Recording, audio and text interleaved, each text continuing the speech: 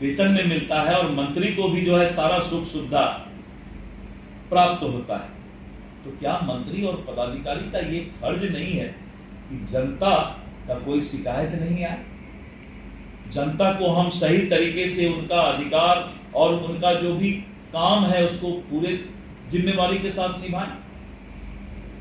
तो मैं अपने विभाग के पदाधिकारियों को एक ही संदेश देना चाहता हूं कि आप कर्तव्य का निर्वहन, जिम्मेवारी का निर्वहन ईमानदारी से कीजिए, उसके बाद आपका मंत्री आपके पीछे खड़ा रहेगा।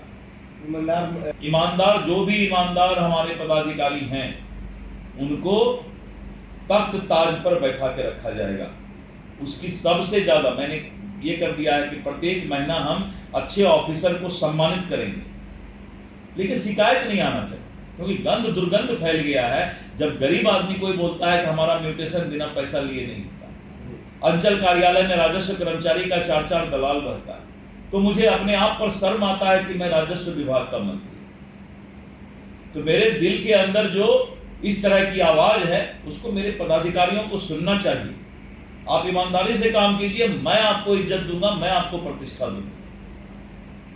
लेकिन जो सिस्टम बना हुआ है सीओ उसके छोटा प्यारा है, पूरे ऊपर से नीचे तक एक सिस्टम बना है, उसी के पास बड़े अधिकारियों को तब करवाइए। नहीं, हमारे यहाँ कोई बड़ा अधिकारी डायरेक्ट कोई म्यूटेशन और ये सब का काम नहीं करता है, वो इस विभाग में लागू नहीं होता। यहाँ पर जो भी काम है वो सीओ और LRDC स्तर पर ही होता है, उसके ऊपर हमारे यहाँ कोई काम जनता का नहीं आता, नीचे ही होता है।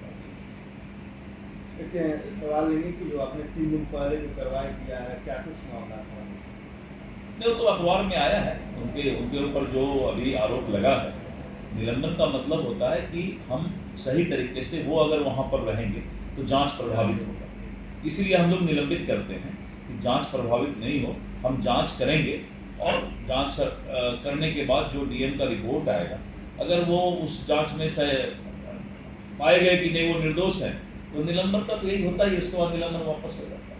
आप भी लगातार जन सुनवाई कर रहे हैं लोगों की समस्या सुन, लेकिन सबसे ज़्यादा समस्या आ रहा है जो जमीन है उसको जुड़ा हुआ है कि एक जमीन 10 आदमी 5 आदमी को लिख दिया जा रहा है, ज़्यादा करके शहरी क्षेत्र का समस्या है। देखिए, जमीन की समस्या जो है, मैंने कहा कि 1890 में पहला सर्वे हुआ, जिसको MS सर्वे CS सर्वे,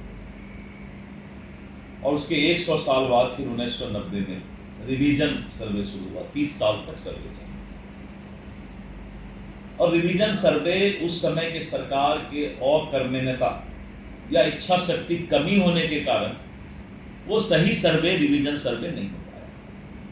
और जमीन का जब सही रिकॉर्ड और सही सर्वे सरकार के पास है ही नहीं, तो विवाद तो होगा ही। इसीलिए मैंने मंत्री पद संभालने के बाद सबसे पहला काम किया कि हम पहले सर्वे कराएंगे जमीन का। 10,000 स्पेशल सर्वे अमीन का हमने और पदाधिकारियों का बहाली किया, और बहाली करके अभी हमारा 3 महीने का उनका ट्रेनिंग है।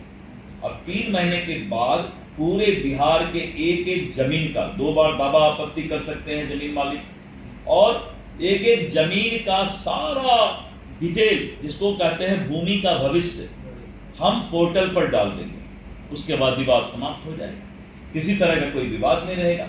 ये सरकार चाहती है नीतीश कुमार जी के नेतृत्व में कि जमीन का सर्वे होकर एक जमीन का पूरा भाग्य जो है लिखा रहे पोर्टल पर, कि ये जमीन का क्या स्थिति है, कौन मालिक है, और इसमें कोई, उसके बाद सीओ का काम, दलाल का काम, राजस्व कर्मचारी का काम, जो राजस्व कर्मचारी के साथ कुछ लोग एजेंट लोग रहते हैं, किन्हीं का कोई इंटरफेयर तब नहीं हो पाएगा, और सीओ का भी काम बहुत कम हो जाएगा। एक आखिरी सवाल लेंगे, बिहार में विशेष आर्थिक दर्जा को लेकर लगातार आप लोग भी मांग करते रहे हैं, विपक्ष मांग करते हैं, क्या लगा बिहार को विशेष आर्थिक दर्जा नहीं? देखिए, बिहार को विशेष राज्य का दर्जा विशेष पैकेज के रूप में मिलने जा रहा है, क्योंकि विशेष राज्य का दर्जा के लिए कुछ टेक्निकल कंडीशंस हैं। तो जब टेक्निकल कंडीशन में हम पहाड़ी इलाका नहीं है, पठार नहीं है, तो टेक्निकल कंडीशन में जब नहीं आते हैं तो उसके लिए विशेष पैकेज की व्यवस्था होती है, और एनडीए की सरकार बिहार को विशेष राज्य के दर्जा के तर्ज पर विशेष पैकेज देने का काम करेंगे। चिराग पासवान कह रहे हैं कि नियम कानून बदलना होगा तो बदलाएगा, हम केंद्र मंत्री हैं, लेकिन यहाँ पे विशेष राज्य दर्जा मिलेगा। देखिए, नियम कानून बदलेगा तब तो पूरे देश के सभी राज्यों को विशेष राज्य घोषित कर दिया जाएगा, तब बिहार ही क्यों? और प्रदेश ने क्या गलती किया है? सभी प्रदेश में तो कुछ न कुछ समस्या है। तो जब कानून बदलेगा तो पूरे देश के सभी राज्यों को जो है विशेष राज्य का दर्जा लेने का तब हक हो जाएगा, तो फिर सभी राज्य मांग करेंगे।